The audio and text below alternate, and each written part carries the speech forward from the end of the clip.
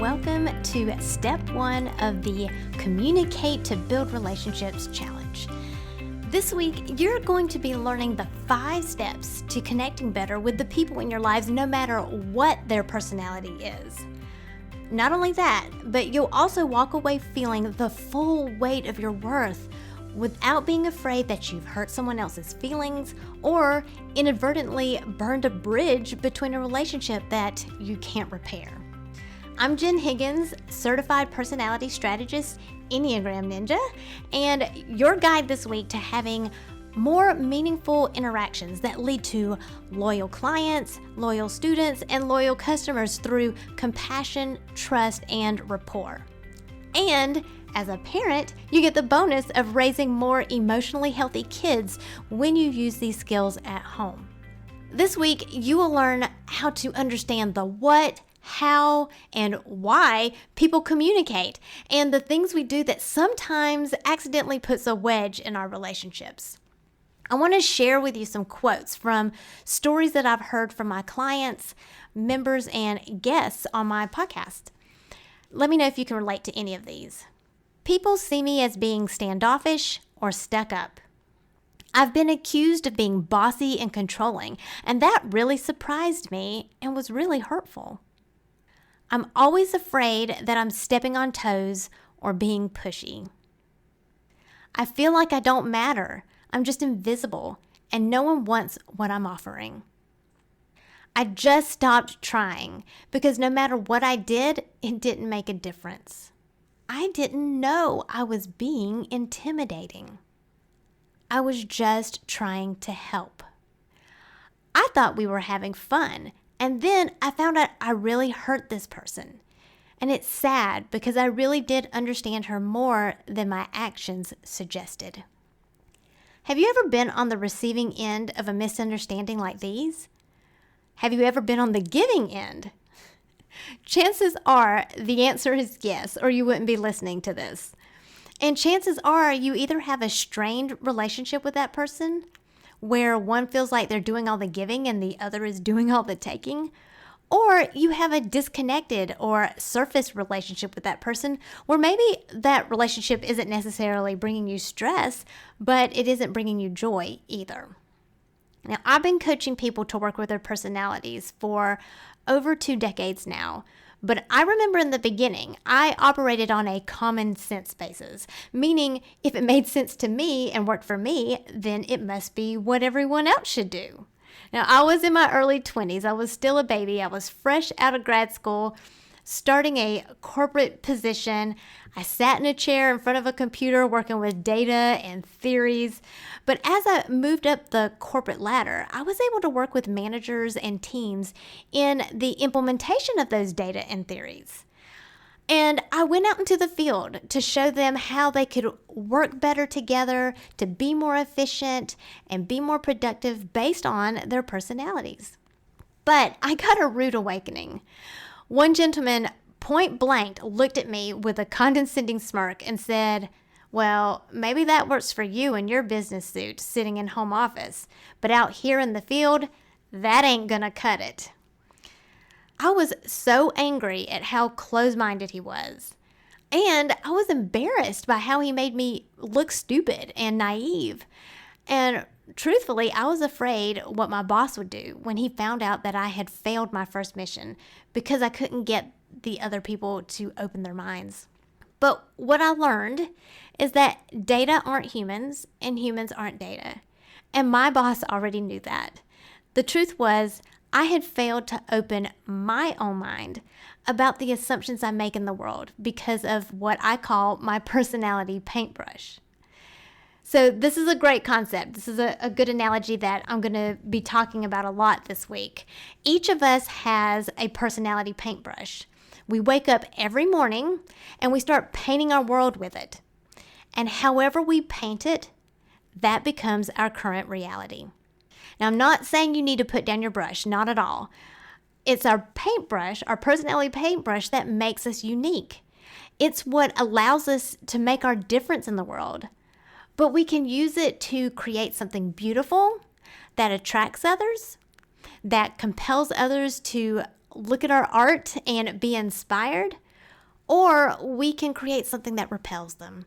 And truth be told, there is strategy in both, depending on the context. But since this challenge is about building relationships, I'm going to assume you want to attract instead of repel. So we must start with understanding ourselves and how we see the world.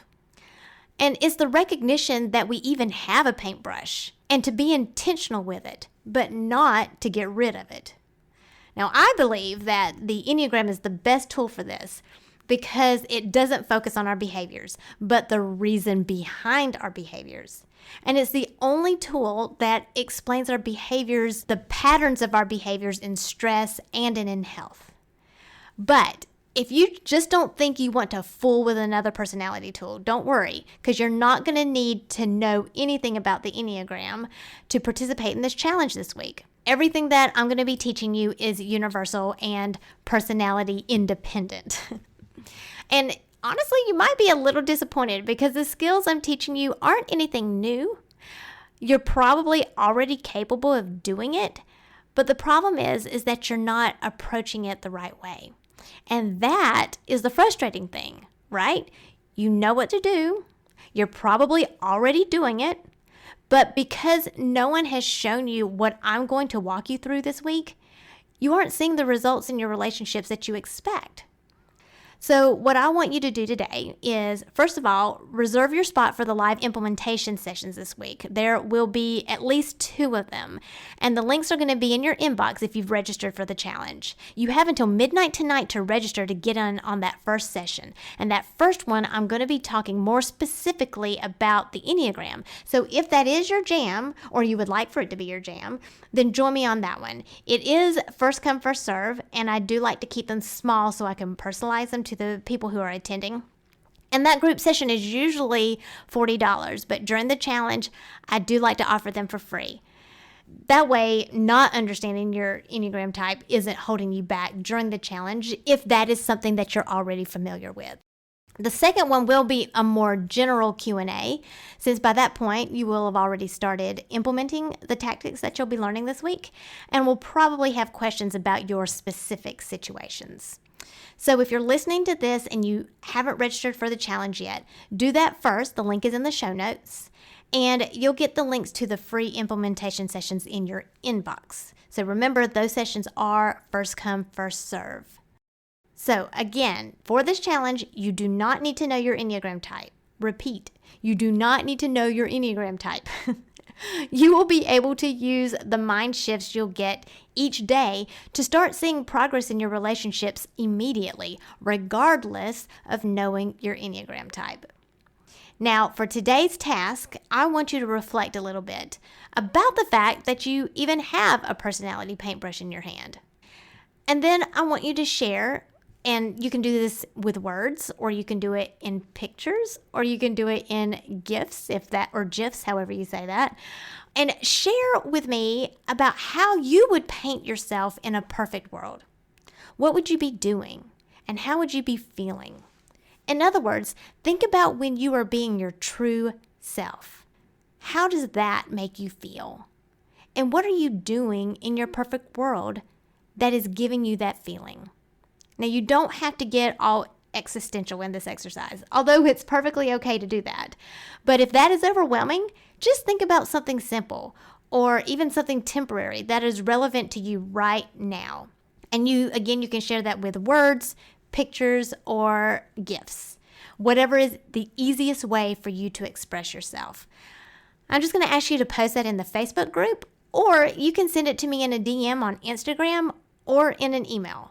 And all of those links will be in the notes.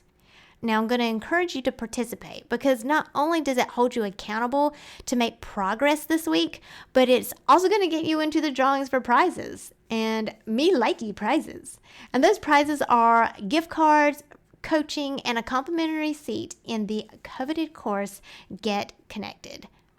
So today, for step 1, I explained to you first that you have a personality paintbrush, and that paintbrush paints your current reality. And tomorrow for step 2, I'll be going over the 3 things humans do that accidentally frustrates others. Can you believe we do that? But somehow, when we become aware of these things, it magically takes the emotionality out of how we react to them or overreact to them when it happens. Now, before I let you go, let me end by giving you the answer to all the questions that brought you here to accept this challenge. That answer is you. You are the answer, and the answer is already inside of you. And this week, I'll be guiding you on how to unbox it so you can communicate to build relationships. So don't forget to post, email, or DM me your challenge task for step 1, and you can see those links in the show notes. How do you paint yourself in a perfect world? How are you feeling, and what are you doing? I'll see you tomorrow.